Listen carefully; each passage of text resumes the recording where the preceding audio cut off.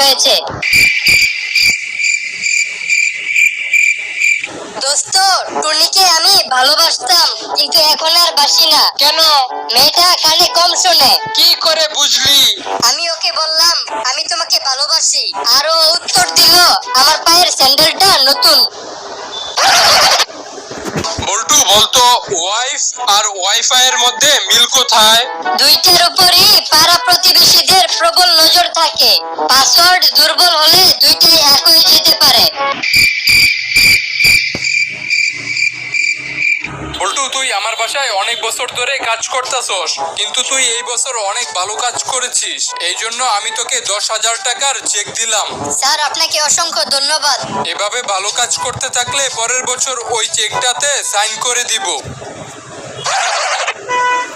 জানোস দোস্ত, কালকে একটা মেয়েকে প্রপোজ করছিলাম, তারপর? সাথে সাথে ব্রেকআপ করে ফেলেছি। কি বলস? কেন? আমি মেয়েটাকে বলছি আই লাভ ইউ, আর মেয়েটা আমাকে বলে আমার জুতার সাইজ জানো। প্রপোজ করতে না করতেই গিফট চাওয়া শুরু করে দিছে, ফকিন্নি কোথাকার।